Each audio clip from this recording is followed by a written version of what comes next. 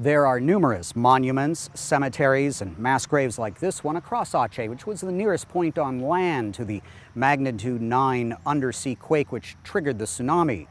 Indonesia suffered the heaviest casualties among 13 countries affected by the disaster, which killed nearly 250,000 people, 1/3 of them children, and left homeless nearly 5 million more people. Want to hear this story? Salmi Hardiyanti lost 23 relatives.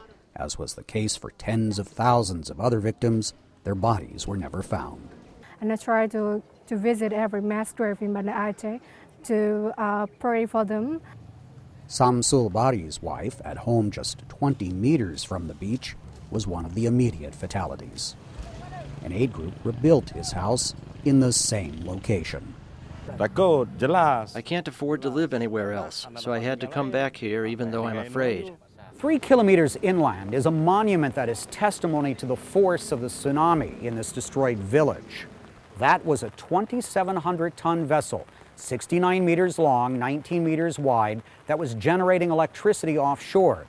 The second tsunami wave moved that boat 5 kilometers from its original position, bringing it to rest atop 2 homes.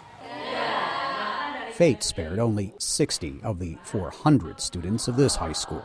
A young man named Surya now goes to school here. He was 7 at the time of the calamity and lost 12 family members. Found with a broken leg and other injuries by international aid workers, Surya was then hospitalized for a month. Wherever we go, wherever we sit, wherever we run, death will eventually come. By the grace of Allah, we live and we die. International and domestic organizations inundated Aceh province with aid workers and billions of dollars in funds. For a while it was unmanageable, and some aid agencies declared a hiatus on donations. There were more houses than those who could live in the houses. There were more boats and nets than fishermen. The Indonesia country director for the children's development NGO Plan International recommends incorporating risk reduction in development work to prevent a repeat of that scenario. Scientists say destructive tsunamis have struck Sumatra across history.